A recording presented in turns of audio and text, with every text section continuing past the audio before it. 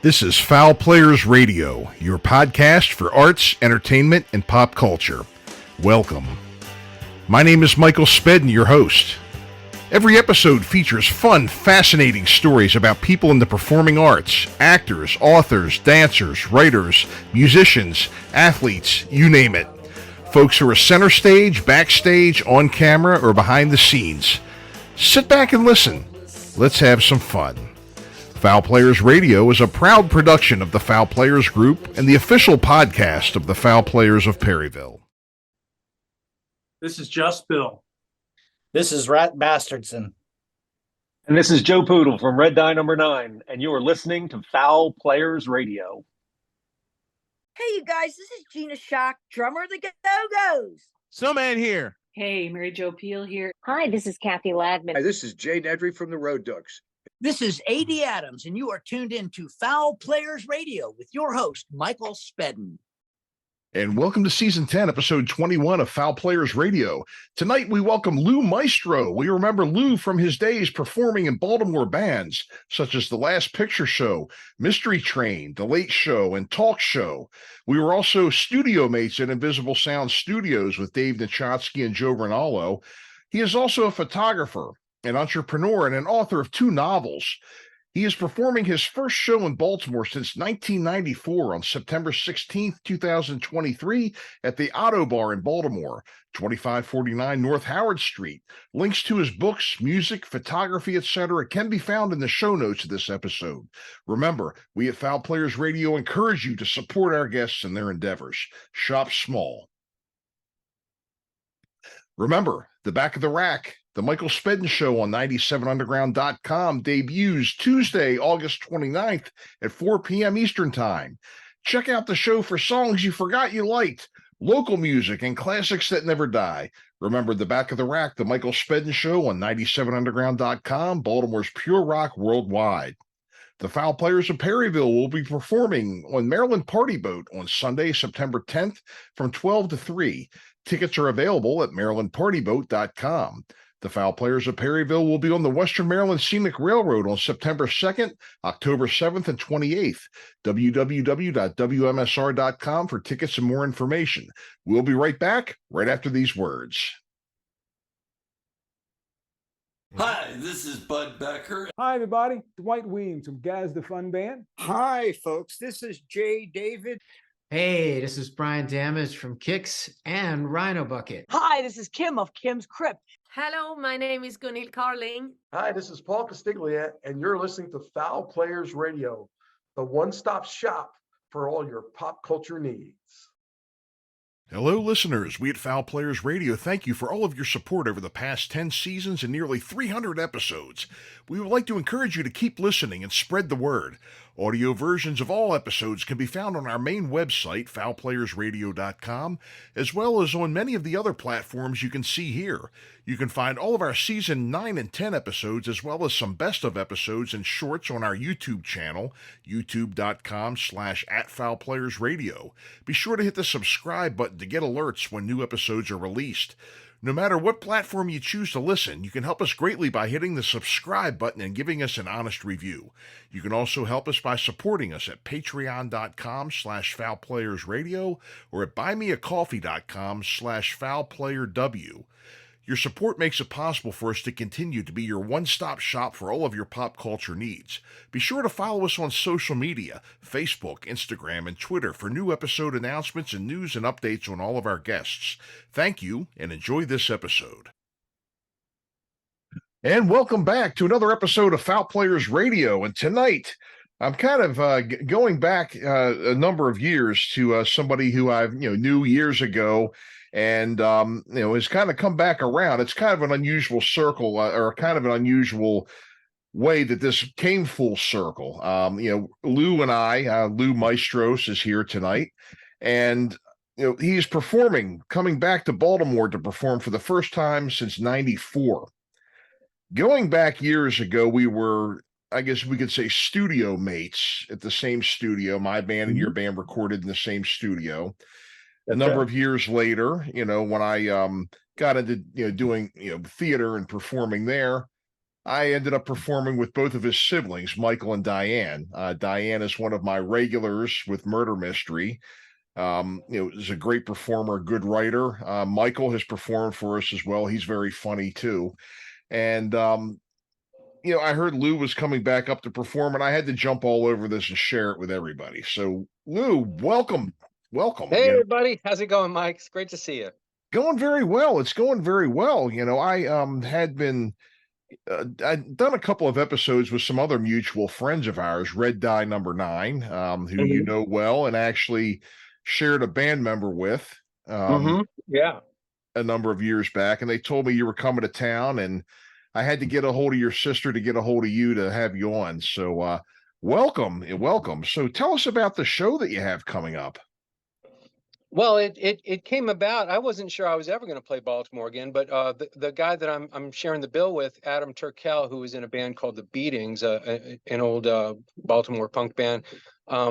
We're friends. We go way back. I used to work at Chick's Legendary Records in Pikesville, and Adam was coming in there when he was about 11 years old and basically learning about music from the people that worked in the store. So we really kind of bonded through that. But he when I opened this new store, it's called Old Araby Lighthouse Records and Books, it's just outside of New Orleans.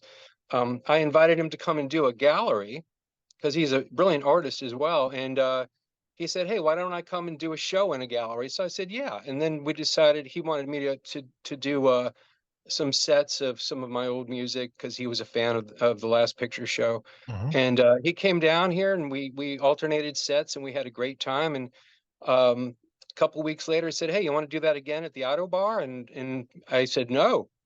I didn't think I could afford it. It's kind of a thing to fly out to Baltimore just to do an hour set. But I haven't been to Baltimore to visit family since the pandemic. So it's kind of seemed like a good opportunity to come back and see Mike and Diane again and visit with some old friends. And this show it should be interesting. I'm hoping some of the old band members and old fans come out. So that's how it came about. Without Adam, it wouldn't have happened. Well, great. Well, I'm glad to hear that it did happen. That you had your kept your old connections, and that's how it works. You keep your connections. Everybody knows each other, and we remember what was good, and we have it again. Yeah. It seems like all the old bands are having reunions, and I kind of feel bad that I live so far away. I can't really. I'd love to get together with the old guys or those who are still with us, and do a set with them. But it's just so far that doesn't seem to be in the cards. But it may be in the future. You just never know about these things. You really never know. I mean, and I think social media was a big push. Really pushed a lot of that. Because people were able to reconnect, when we didn't have it, people, all of a sudden we found each other again. Yeah. That's the thing is Facebook's kind of, there's a lot of people I thought I'd never hear from again, but Facebook changed all that. It's really pretty strange. Right. It is. It can be kind of strange. It can be good and refreshing to see it. But unfortunately, when you get to be a certain age, sometimes it almost seems like you're reading the obituary section in the paper too, which is that's coming. You were telling me the other day about that line in the Red Dye Number 9 song about how we only see our old friends at funerals, and that kind of hit home because the last two times I really connected with old band friends was at funerals. Yeah. In fact, the last time I saw John Suchy, who was the last keyboard player for the Last Picture Show, was at the funeral for the first keyboard player for the Last Picture Show, Mark Brown. So and that was the last time I saw John.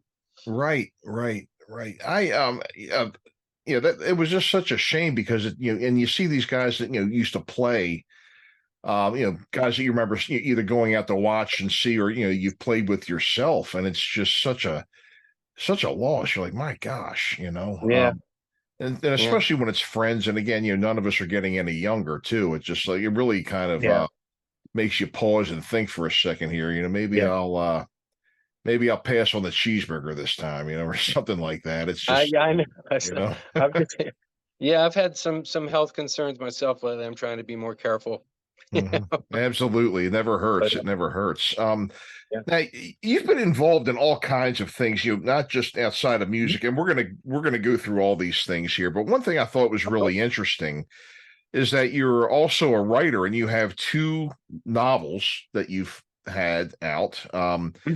One set in Baltimore, The Big Punch, another one set in New Orleans, The Sound of Building Coffins. And I tell you, New Orleans has got to be a hell of a place to set a story in. I mean, it's a funny thing because when I moved to New Orleans, I thought that I was going to be pursuing music here, but the city sort of spoke to me and said, "No, you're going to be writing."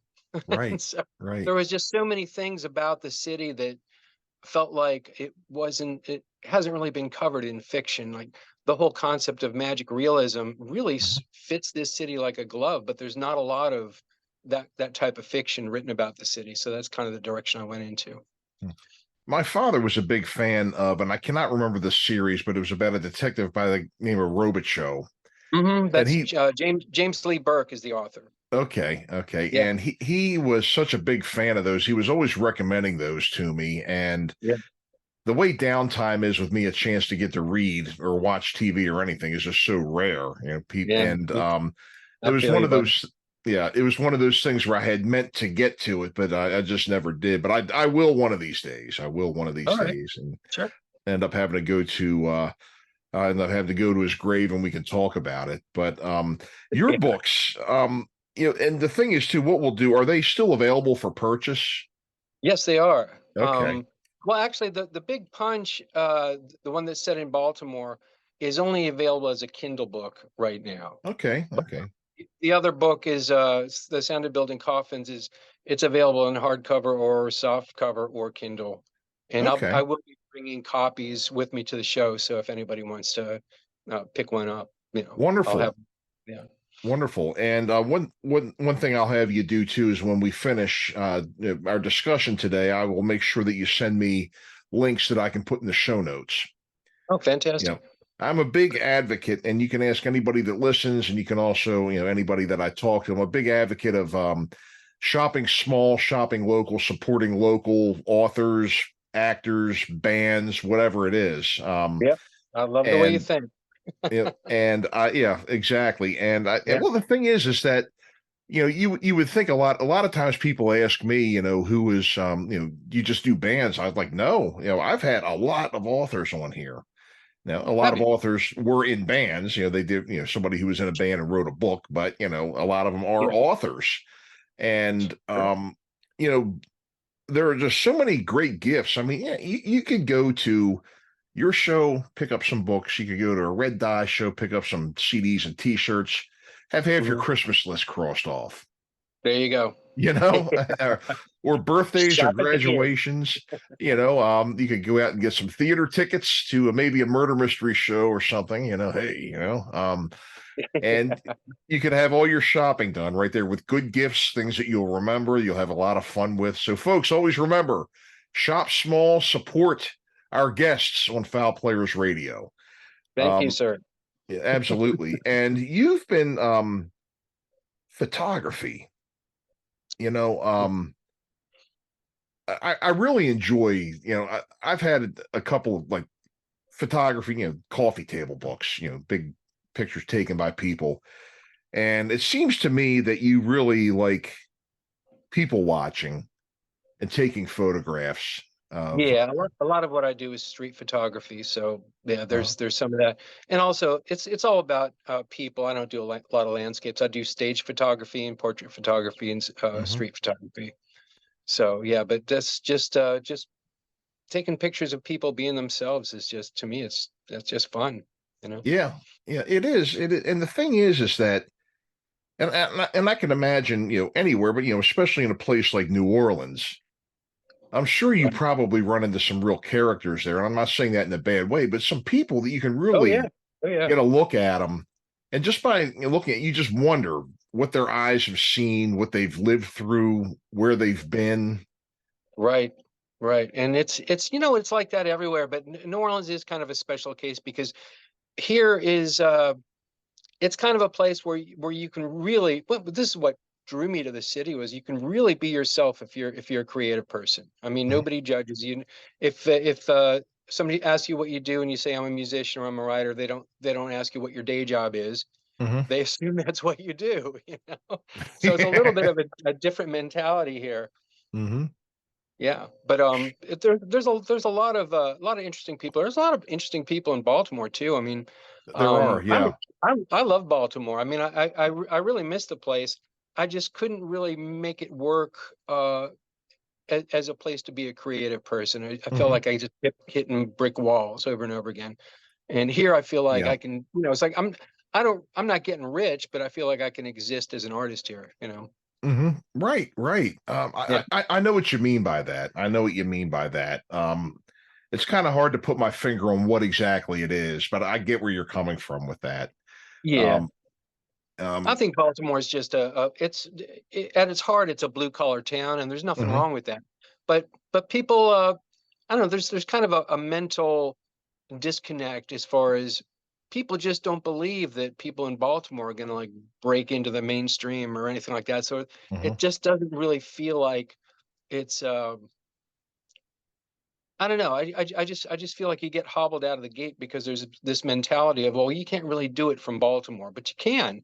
And it has happened, but not often, you know. Right. Exactly. And there's a lot of other factors to it too, as you know, as far as, you know, opportunities and things like that. Sure.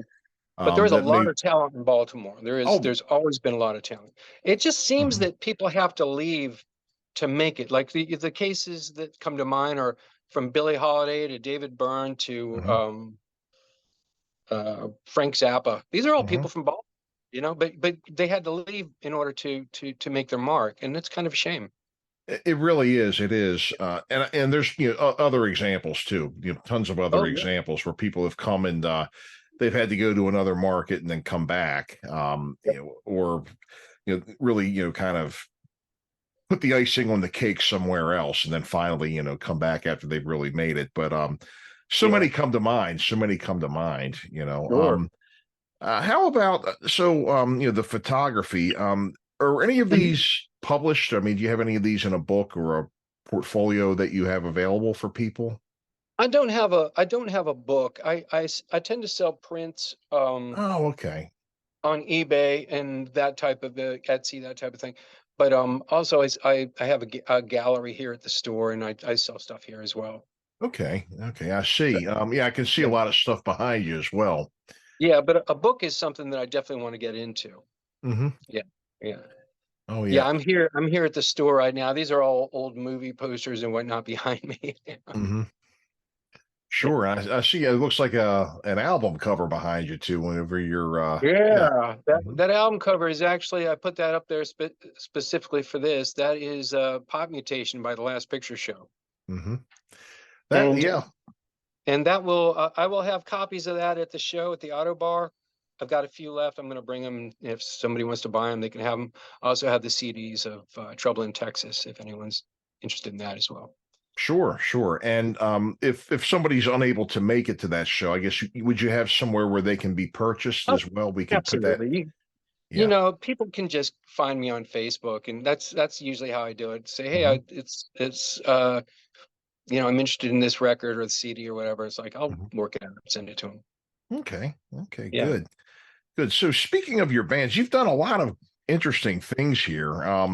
I was kind of looking back at the timeline that you gave us, you know, starting in your high school years and moving into adulthood, a lot of the things that you've done here. The one thing that kind of stood out at me was your first band, The Possessed. Very first band. High school. And you had a couple of your bandmates later join Apricot Brandy. I remember that band too. They were around quite a bit. They did a lot of school dances and things like that. Oh yeah, they did quite a few of mine. And The Realm, hard rock and prog, a two-piece bass and vocals. Did a lot Three of piece. Rush. Yeah. Oh, three piece. Oh, okay. All right. Yeah, that was myself on bass and vocals, and of course I can't sing like Geddy Lee, so I did everything an octave lower, but it worked. And that was really how I learned to play bass. Was when you're trying to copy someone like Geddy Lee, you learn how to play bass pretty quickly. So it was really Geddy and John Entwistle that educated me on how to play that instrument. Yeah, and those are two of the biggest names in bass, but learning from those guys, I mean, that's the equivalent of learning how to swim by just being thrown into the deep end. That's really that's exactly what it was. That's exactly that's what I was doing too. As you know, I'm a bass player myself, and those were two people I really looked up to. And my God, that's just you got your work cut out for you if that's how you're going to learn to play. Yeah. Well, it's like when we were teenagers, didn't we have all the time in the world to practice? I mean, we did. We did. Yeah, so it's like, and back then there was no internet, no digital, so it's like you had to put the record on the turntable and drop the needle and listen and then play it back and then drop it again, and that was the process. Right. It was. And you had to sit there and listen, and you're listening and you try it again, and then you don't put it back on the record far enough. You're like, damn, you have to keep exactly. I ended up graduating from that, moving on to cassettes, which were a little easier. But half the time I'd end up, having play down and just hitting rewind just to kind of, move it back. And I think I ended up having more tapes eaten that way as compared That's the problem with using cassettes for that, is you destroy your cassettes. You do. And then they end up going out of tune and everything, and the tape stretches and all that before it wrinkles and ends up being a whole mess there and everything. I think people have it a lot easier nowadays, because I mean, heck, you could just go to YouTube and somebody will show you a song. And you don't even have to earn learning the song now, Oh man, back in the days, if you're doing covers, it's like if the album didn't come with the lyrics, you had to try to figure it out by ear. Good luck trying to figure out early REM songs, God, So that guy's another great bass player too. Oh yeah. Mills, right? Yeah. Oh yeah, I've always liked him. Yeah, but I'm sorry I cut you off. Go ahead. Oh no, that's okay. But it's like a lot of the singers, it's hard to understand what they're saying. So what you would wind up doing is you would approximate what they were saying, like whatever, like just sing the gibberish that it sounded like, and nobody could tell. Right. That's how we did it before the internet. That one too. And then nowadays, what is it with the iPad on the little stand in front of the singer nowadays? Sorry, get out of here. I hesitate to trash talk that, because a lot of my friends do that, but I'm not a fan. Yeah. Like, wait a minute. Come on. I mean, well, anyway, God bless them if they're still playing. They're still out there playing. God bless them. That's right. We'll just look at it that way.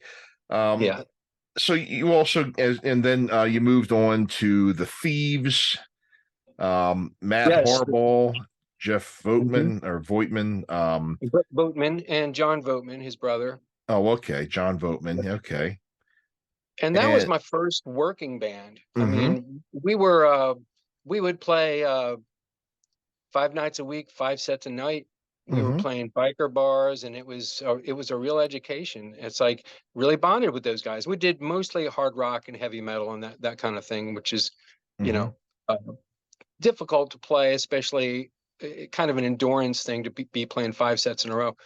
But we met a lot of interesting people that way. It's like interesting story. We used to play this club in Glen Burnie called the Port and Starboard. Yeah. And we met a band called The Look there. They used to play like on alternate nights, and they were kind of this new wave skinny tie band. So it was really brave of them to play the Port and Starboard. Well, a couple of years later, they changed their name to the Vamps. Oh, hey, I remember the Vamps very well. That's right. And they did very well with a different sound and a different look. But it's like when they were starting out, they were The Look. The Look. I remember The Look. I remember the Vamps very well. I remember then they turned to Skin and Bones, I think. Right. That's right. The name after that. And those guys used to drive me nuts because they moved to New York. And whenever they came down, I mean, it was like Baltimore parted like the Red Sea to go see them. And then whenever we get a Friday night gig at the Rage, we're like, all right, we're going to have a lot of people there and everything. Then we'd look in Rocks, would turn the page. Oh, Skin and Bones is in town. Like, damn. Oh, yeah. You know? They were very popular, yeah. Oh, they were. Popular as the Vamps and as Skin and Bones. You know, they did a lot of those Maxwell shows for teens. And that was, my age group. A lot of people used to go to Maxwell's and see them too. And right. We played there too. Yeah. Yeah, that was a fun place to play. It had kind of a discotheque vibe, but they because it was a disco, I think, before it turned into a rock club. But that was a good place to catch bands like the Ravens and Boot Camp when they were really pretty new. You know? Right now, and even before that, I believe it did go disco. But back before that, it was a big Motown place where, the Temptations used to play there. Really? I didn't know that. The Four Tops, the Temptations. I had a fella who sadly we lost at the age, I think he was about 83 years old. I had him on the show. Tommy Van, who had a number of bands back in the 60s and used to play with those guys. His band used to open for the Temptations and the Four Tops and Red Fox and he told me a lot of great stories about those bands at Maxwell's. Was Martinique. Let me back you up. Did you just tell me that Red Fox played Maxwell's? No, Red Fox. Tommy Van opened for Red Fox. Just in general. Okay. It was off of Pennsylvania Avenue in Baltimore City. I think like northwest Baltimore or center.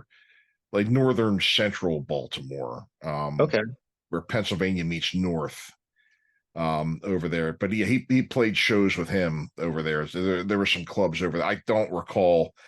I had to go back and listen to my own episode again to remember the name of the club. Right. But there's a lot of history around here, and that's the thing too. Again, you've kind of been gone from here for a while. Yeah, but it's like so different every time I come back. It's like I know, and what I was going to say on top of that is that it is so different. And when you drive around, some friends of mine that I knew from playing years ago drive around with their kids and say this, but I even say it to my wife, because my wife's a performer, but came up in theater and didn't do clubs. But I'm like, that's where Maxwell's was. That's where the network was. Yeah. They're either gone or the building is something else. I think Maxwell's is a pool hall. Oh, man. The network has been torn down and it's a CVS. Yeah. Of course, Hammerjacks is gone. The Rage is gone. Jackie Gerard's is long gone too, huh?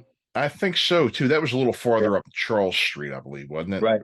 Yeah, Maryland Avenue, maybe. I don't know. I can't remember. Yeah, up in that corridor. Yeah. It really is something to go by these places and just remember, what they used to be.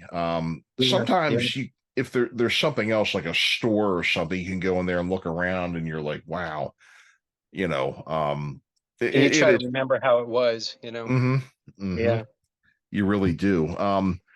So then after that, the Catatonics, sadly, we lost Adolf Kowalski not long ago. Yeah. I didn't know him well. I mean, I would reckon to say you definitely knew him better than I did, but I had known him from seeing him around over the years and seeing his bands and stuff. And he was a beautiful guy. I mean, it's like he has this reputation. He pissed off a lot of people. He was always politically incorrect. It was just his persona. I mean, he once told me, he said, I'm not a musician, I'm an entertainer. And that's how he played it. And he always was on whether it was social media or whatever, he was always playing the role. But if you knew him personally, he was a sweet guy. Yeah, that's what I'd heard. He would give you the shirt off his back. He was just a very nice guy. Yeah. Yeah. And something, you're not the first person to describe him that way. Because again, I didn't really know him that well besides just seeing him around, and I doubt we even spoke to each other, but of course I knew who it was from having, just known who he was. Sure. And I had heard that, very close to the description of who he was from what you just said right there. Another thing I remember about them is that there was a time, I think 98 Rock was in England for some reason. They went over there, and I don't know what the occasion was. And apparently the Catatonics were playing over there, and they were in a club nearby. And I guess 98 Rock went over and visited, said hello while they were there, and they saw that they happened to look in a paper and see that they were playing. They're like, can't be the same Catatonics, but it was. No, yeah, they did world tours. Mm-hmm. Not when I was in the band, but they did do some traveling to Europe. Yeah. Mm-hmm. And you also had in the band, of course, Adolf, Charlie Gatewood, right? Andy Small, who went by the name of Mr. Urbanity in the band. I don't know if he still does. Mm-hmm. Yeah, Andy was a great drummer. Yeah. Yeah, and then you were in the band with the different kind of stage name, huh? Right. Yeah, I was going by Jesus Jones because I thought it would be a cool thing to have an Adolf and a Jesus in the same band. So I just chose this name out of nowhere, and then years later, there was a band called Jesus Jones. They were like kind of a British techno pop band. Right Here, Right Now was their big hit. Yeah. Mm-hmm. And so I thought, well, that's kind of kooky, but I was done with the name by then. But I had registered the name with BMI. Mm-hmm. So at one point I accidentally got one of their royalty checks. I had to jump through hoops to try to get it back to them. Oh, she's a whiz. That's funny right there. Yeah. That's funny. Nobody called you Jesus, did they? No. Okay. Leslie Anderson at the Marble Bar. To this day, she calls me Jesus. Mm-hmm. Is that right? Is that right? She remembers. Mm-hmm. That's one place I have to say I never went, the Marble Bar. I never played there, or never had the chance to go there for some reason. Yeah, I guess they closed down in the 80s, so it's like if you were, did you start gigging in the early 90s or the late 80s, or when did you? Around 87. Okay, I think it was probably over by then. I know the Galaxy Ballroom might have been still in operation. I remember that lasted a little bit longer than the Marble Bar for some reason. Right. Yeah, I was, Orange Seed, we were like furniture at the Rage, and even Fritz's Dynamite to a certain extent. So, we we were at the Rage quite a bit. Everybody's like, you guys were like the house band there, weren't you? It seemed like you were playing there a lot.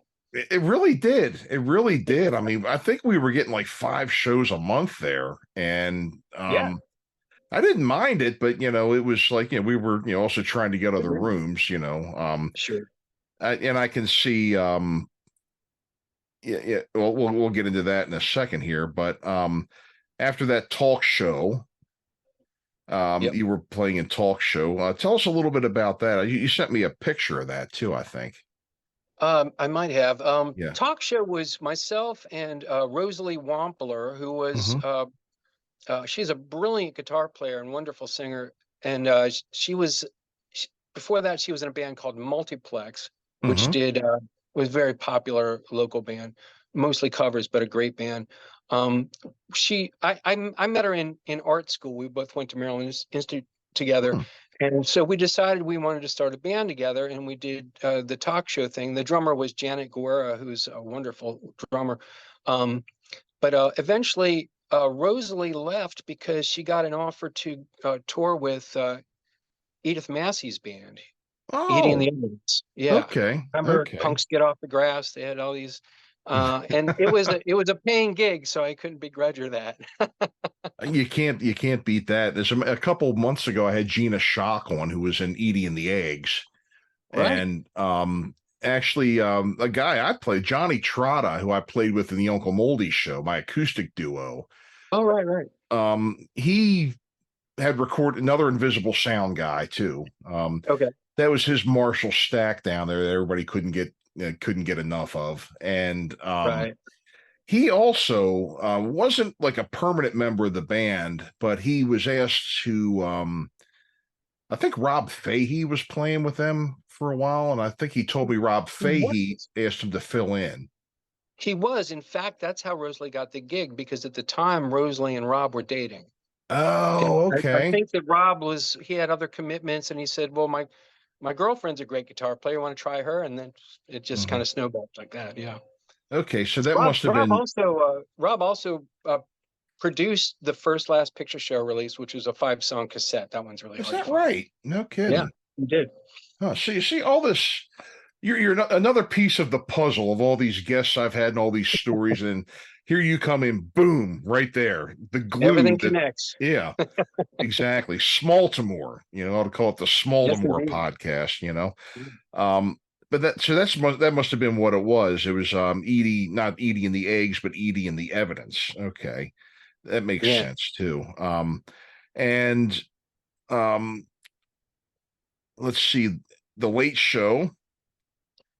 Right, and that was the band where I reformed with Rosalie. We decided after the Edith Massey thing ended, we decided to start another band, and that was Late Show. And we had many drummers in that band, but we had one keyboard player, and that was Mark Riley, who at the time could barely play keys, but we hired him because he was so enthusiastic, and he owned a keyboard. It's like that was kind of a prerequisite. That's how I got into the Catatonics, by the way. I owned my own equipment. That was all I cared about. Yeah. But Mark wound up playing with me in Last Picture Show, and I was in bands with him more than I was with anybody else. Right. So we were practically married, it seemed. Yeah. Yeah, that and I know what you mean about that, having your own equipment. Yeah, there's other guys out there that are they're able to get into bands because they have the place to rehearse. Right. Or even when they were younger, they had the coolest parents that put up with it. So that's basically how Pete Best got into the Beatles. Yeah, really. They were playing in his mom's house. That's how. Yeah. So and then that leads us to the Last Picture Show, and that was really kind of where we crossed paths. Yes, it is. At Invisible Sound with Dave Nachotsky, Joe Rinaldo, at the early Invisible Sound too, at the home, Joe's home, up in Mayfield Avenue. And it was that Hamilton, I guess it was. It was in Hamilton, and we were that studio was brand new. They didn't have a name. It was just Joe and Dave, putting it all together. And the Last Picture Show's album Pop Mutation was, I believe, their first series recording project. And it's funny how the name of the studio came about. There's a song on that album called Invisible Girl, and we were mixing it, and Joe and Dave were kind of like bickering about a name for the studio. And because we were mixing Invisible Girl, I just said, well, how about Invisible Sound? And they both kind of looked at me like I was crazy, and they kept bickering. And then 2 days later, Dave says, hey, do you mind if we use your idea? I'm like, no, go for it. And they wound up calling it Invisible Sound. So yeah. And you were also one of your bandmates was one of Dave's brothers. Oh yeah, Keith. Yeah, Keith was the original guitar player in the Last Picture Show. And honestly, I thought he was a fantastic guitar player. I mean, he was a lot of fun to play with. He was very creative. He came up with great parts. There was some, I can't really remember the specific reasons why he left, but I think it was just some personal clashes with other band members. I kind of don't want to go into the details there, but it was kind of a drag that he left. His replacement, Andy Rathgaber, was also very, very good, though. He was a great guitar player. Sure. And you also had, well, before we get into this here, with the Nachotskys, I've had Dave as a guest. I've had, Red Dye on because he did Red Dye. Dave, it's a real shame, I guess, sometimes technology passes you by, or sometimes, gets easier to do things on your own, but, you're not going to go wrong with Dave. I mean, he is just a 100% solid engineer who just really, really knows his stuff. Yeah. Back when I was working with him on that first album, and I don't doubt what you're saying, and he was pretty great then too, but he was really learning it. He was learning the business at the time. I mean, we were kind of I can't even remember if he charged us, or I don't think he charged us very much if he did. Mm-hmm. But we were kind of like, he was teaching himself through doing our record. Mm-hmm. And turned out pretty good, I think. Right. And just, the things that he's done, because I've heard, my old bandmate Fritz Fell, after Orange Seed, he had 20 Ripped Angel, and just some of the things that Dave did with their recordings and with other people too. I was over there when they were in one time and they were kind of wrapping up, and Dave was just playing me some things that he had done. And over the years too, when I was over there, they were doing, not only bands and music, they were doing commercials and voiceovers and that sort of thing, and just amazing stuff. And the equipment that they had, it was practically a museum, if not a museum. All the amplifiers they had. That was true from the very beginning, because both Joe and Dave were very obsessed with vintage equipment. Mm-hmm. So they had we had some really nice stuff to work with while we were there.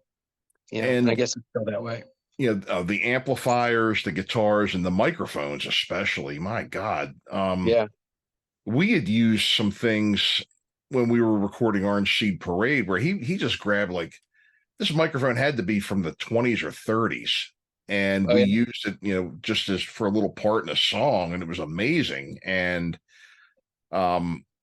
just incredible. I mean, he's just such a creative person, just knows his craft so well. They don't make them like that anymore, No, they don't. They really don't, Yeah, I hope to work with him again someday. I'm not sure how that would happen, but it would be great to do that. Sure. So tell us a little more about Last Picture Show, because eventually Stumpy, he was one Invisible Sound band to another, joined Last Picture Show. Yeah, that was towards the end of the band. There was a period where I think we were just getting frustrated because we were doing a lot of the New York showcases, and we got a lot of, almost but not quite deals on the table happening. And eventually Mark, the keyboard player, decided he wanted to go to California and write compose soundtracks. That was his goal. So he flew out to California, and then we hired John Suchy, who's a wonderful multi-instrumentalist. He was you know him from Hectic Red, and he was also in Spectrum way back in the day. But a brilliant guy, and just a wonderful person to have around. He was just a good-natured, fun person. But at that point, there was an issue with Brian, the bass player. I won't go into details about that because I don't want to embarrass anybody. But he wound up leaving, and then Stumpy had always said, and I really felt bad about this because I love Red Dye Number 9. They're all my friends. But Stumpy had always said, if you ever need a bass player, you have to call me first. And I said, sure, man, sure. I didn't think I'd ever would. But then when Brian left, I was just like, well, Stumpy, I don't know how serious you were, but we need a bass player. And he jumped on it. And of course, Larry, or Joe Poodle, whatever, however you want to call him, is like, he's a dear friend of mine. He was not pleased about this development. But I'm glad they got back together again, because they belong together. And then after Stumpy was in the band for probably a year or two, we did some New York shows with him. And then after the Last Picture Show broke up, I started a band with Stumpy called Mystery Train. It was me and Stumpy and a drummer named David LaRue, who's a great drummer. I mean, I got very lucky with a lot of the musicians that I've got to work with. But Mystery Train was a fun band. We didn't really. That's probably the most fun I ever had with a band, because the thing about the Last Picture Show was we were so serious about getting a record deal and all that, and it was stressful. I mean, it was just there was a lot of baggage that went along with that project. And Mystery Train was more just about like writing good songs, not caring whether they were going to be commercial or whatever, and just doing our little arrangements of them and playing small shows. Right. There's really So- something to be said about that because it's so hard to do everything when you're a band, keep everybody on the same page, keep everybody or some sort of level of agreement between everybody as to what you want to do. There's the music. Somebody likes this part, somebody doesn't like that part. You get this song. Oh, I hate that song. What do you mean you hate that song? It's our best song. The back and forth and like, oh God, we're doing that song. What do you mean? Oh God, we're doing that song again. It's I get that. It's like probably our biggest request was a song called Superman, which was the I think one of the earliest songs that we ever recorded. And That's I a good just one. never liked that song, Mhm. but it's like I had to keep playing it because people kept asking for it. Right. Yeah, I had heard that somebody had put that up on Facebook not too long ago. Somebody has a collection. I forget the person's name, but he was online and he follows a lot of the Baltimore band pages. Oh, cool. And people were just sending him demos, and every day he would say, I got another demo from this band, I got another one from that band, and he would actually put their stuff out on his YouTube channel. And and then it just turned out hey, this is last picture show Superman. And I was like, oh, okay. I was listening to it and I was like, wow, good stuff. Thanks. Good. It was good. I mean, your material was good.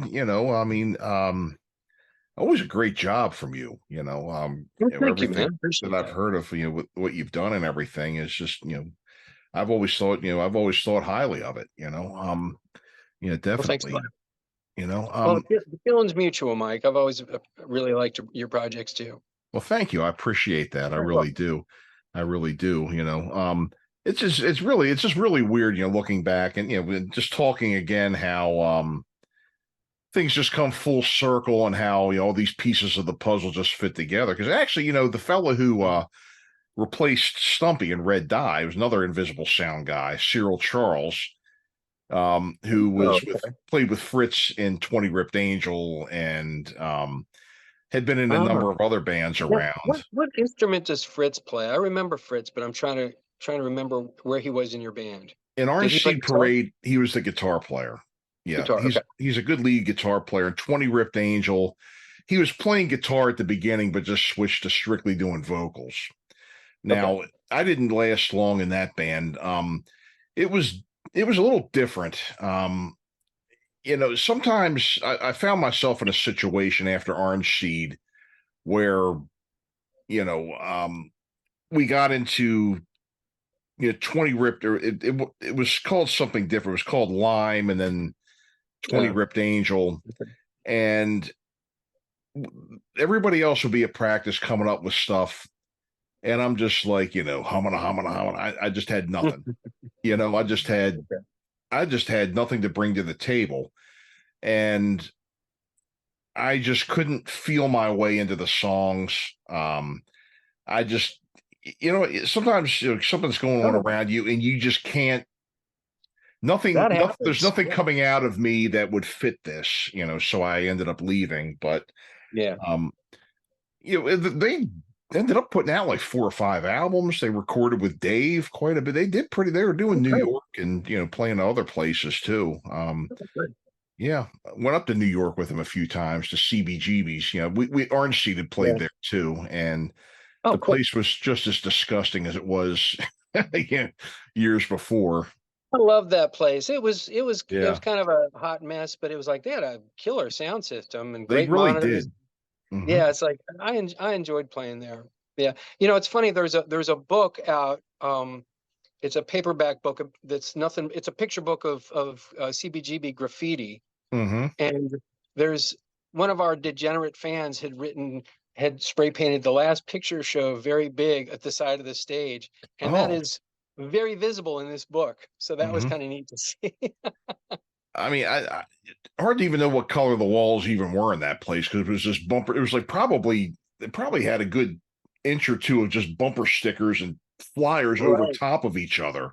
There was layers. Yeah. Yeah, it was. I mean, and it wasn't just like, it was like, you could probably take a putty knife and cut off a good inch of that wall. You could probably end up having a Well, yeah, if you were to shave all that off, you're probably like, wow, look at all this space we have in here now. It's it was just, and that bathroom hadn't seen a mop in decades. And that was just part of their trademark, I guess.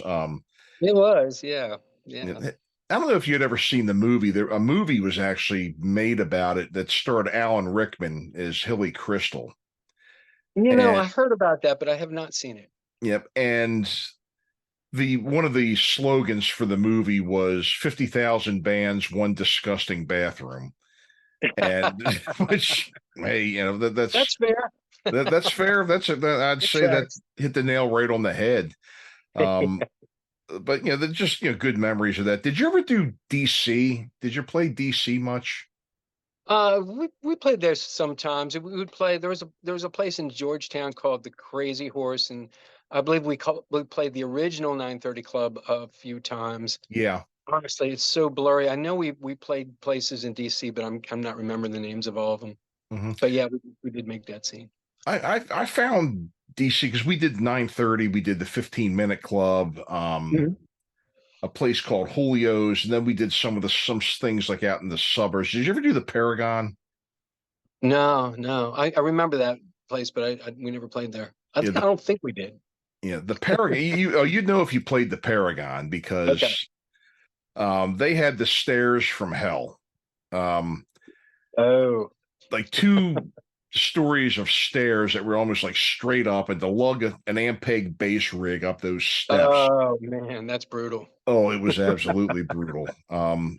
Yeah, you believe me that you would have remembered if you would have played there. But you know what I found, and I don't know if this was your opinion too. I found with what we were doing, DC was a lot more receptive to it. The crowds down there were a little more receptive to us than the ones around Baltimore. Not that we had a bad following in Baltimore. I mean, how did you feel about the responses you got down there? You mean as DC as compared to Baltimore? Yeah. I don't think we really played DC often enough for me to really draw a comparison, but I get what you're saying about Baltimore. I really feel like the city and the scene nurtures creativity, but it doesn't support the bands, like the business part of being in a band. People, it's so competitive. Or at least it was. I mean, I don't know what it's like anymore, but back then it's like, it almost seemed like people in other bands didn't want to support your band because then you might have a bigger crowd than them. It was just this weird kind of competitive thing going on. And then if you got any press, people kind of came down on you. Like we would get mentioned in the city paper every now and then, and people would act like we were stuck up or something. It's like, we didn't write the article, it just happens, I mean, sometimes that happens. Yeah, they wrote it, I mean, it's it's not like, I will have to say, and I'm not going to mention names to embarrass anybody, but there was, and I'm not, it was one of the magazines around Baltimore where, one of the writers was actually in a band, which, and then you would see write-ups that were very favorable. Sure. And I know exactly what you're talking about. Yeah, because most of the writers for Rocks and Maryland Musician and these kinds of publications, which were all great. They all served a wonderful purpose of promoting the scene. But it's like most of the writers were musicians. Yeah. I mean, Adolph wrote for Maryland Musician for years. He had a column there. Right. Well, Kerry Ziegler did too. Oh, right. Yep. His was more of a comedy article than his was like a day in the life of a musician, being, and he would kind of just portray himself as like the ultimate musician slacker. And it was actually really comical. So it's sort of autobiographical column, I guess. Yeah. Okay. Which I thought was really funny. He's a character anyhow. He's still out there playing and everything. And great. Yep. So let me see another couple other things I wanted to ask you about here. The last song, I mean, you're coming back to Baltimore for the first time since '94, as it says here. And your set that's going to be at the Ottobar, what date is that going to be? That is September 16th, which is a Saturday, I'm pretty sure. Okay, yes, yeah, that is a Saturday. Okay, yeah.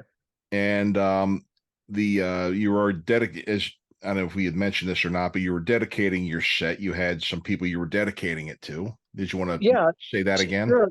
Or To some of my dear friends that I loved playing with who are just not with us anymore. And those people are first and foremost Mark Riley, my good friend who who played keyboards with me for years, and Mark Gulick, who was a wonderful guitar player and a very strange, fun dude to be with. He was in The Realm, that prog rock band. John Suchy, of course, just a wonderful human being, talented, very talented guy, and Adolf, and also my mom, because she was our band mom. So that's a very nice lady. She was part of the band too, in a way. Very nice lady, very nice lady. As we had mentioned before, that I have having known you years ago from music and from the studio. I've performed with your siblings, Michael, I know, and Diane, and Diane is a gifted writer as well as a good performer, excellent singer. She has a wonderful voice. She's a great singer, really. Yeah, I'm really proud of her. Michael is funny. He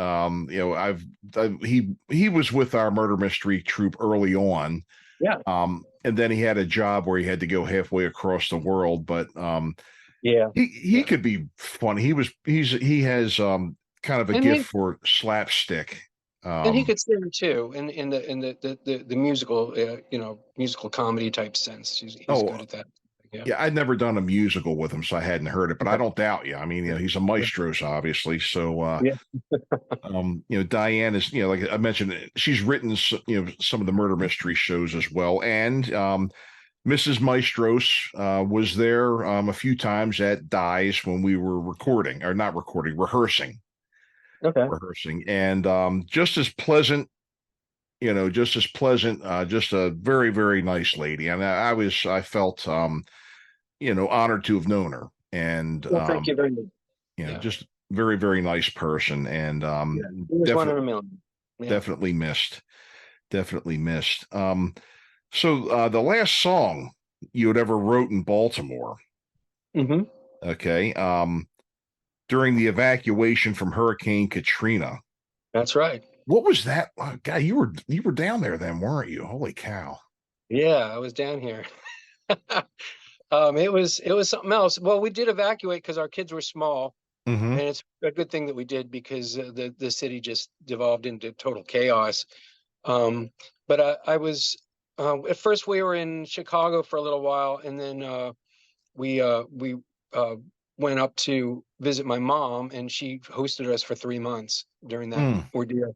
But for the first few weeks with my mom, I was turning on the television and trying to get some good news out of New Orleans, and day after day after day, there was no change. The flood was still there, and I just started. This song came out called "Go Down Water," and it was just my I guess my frustration of watching my city in this state of trouble. So that was the last time I ever wrote a song in Baltimore. That was the song, which is weird because it's about New Orleans. Sure. Kind of kicking around whether I should play that one at the Ottobar. I'm not sure if it's super appropriate for I think people want to hear the old songs, but maybe I'll trot that one out. If you get an encore or something, you never know. You can always keep it, right? Yeah. There you go. You can always keep it. So, well, great. Well, look, Lou, I really appreciate you coming on and, sharing some stories and spending some time with us here on Fowl Players Radio. Really great of you to do so. I really appreciate you reaching out and wanting to do this. It means a lot to me. And thank you very much for this. Oh, absolutely. Always known you as a good guy. And I know you've got, definitely your piece of our history around here to contribute. I'm glad you were willing to do it. It's not always easy to get people to come on and everything, but I'm glad you were willing to. So, Oh yeah, of course. Remember September 16th at the Ottobar That's in right. Baltimore. Doors at 7, music starts at 8. And Right. It's going to be me and Adam Turkel trading sets. And that's at Howard and 25th or 24th, I think. Couldn't tell you. We'll put it in the show notes. We'll put it in the show notes, as well as all the other links to your books and to where to find your music and your prints and everything else. Everything you want to know about Lou will be in the show notes. So we'll have all the links for you there. In fact, before the gig, I plan on uploading the sound files for all of the Last Picture Show albums to Bandcamp. So I'll give you the links to those too. Okay, great. Well, that sounds wonderful. Well, Lou, again, thank you for being with us tonight. It was really great to see you. And folks, be sure, remember, shop small, support our artists and our musicians and our authors and everybody else out there. There's lots of great gifts to have, and it's certainly appreciated, when people pour their hearts and souls into their craft. To have somebody come along and buy it and appreciate it means a whole hell of a lot. So that's the name of the game here. And thanks again, Lou. And thank you, Mike. Thank you all for listening, and we will see you all next time. This is Michael Spedden signing off on Fowl Players Radio. The Fowl Players of Perryville will be performing their murder mystery shows on the Western Maryland Scenic Railroad, August 5th, September 2nd, October 7th, and 28th. For more information, please see www.wmsr.com and www.fowlplayersofperryville.com. Hope to see you there. And thank you again for tuning into this episode of Fowl Players Radio featuring Lou Maistro. We shared some great memories, and I really enjoyed catching up with him, and we hope you enjoyed this episode. Remember, links to his stuff is in the show notes. Please support our guests' endeavors. Shopping small equals great gifts. Don't forget, the Back of the Rack, the Michael Spedden Show on 97underground.com, Baltimore's Pure Rock Worldwide, every Tuesday at 4 p.m. Eastern. And continue to tune in and give us your support here at Fowl Players Radio, www.fowlplayersradio.com or youtube.com/@fowlplayersradio. And remember, hit that like and subscribe button. Until next time, this is Michael Spedden and Fowl Players Radio signing off.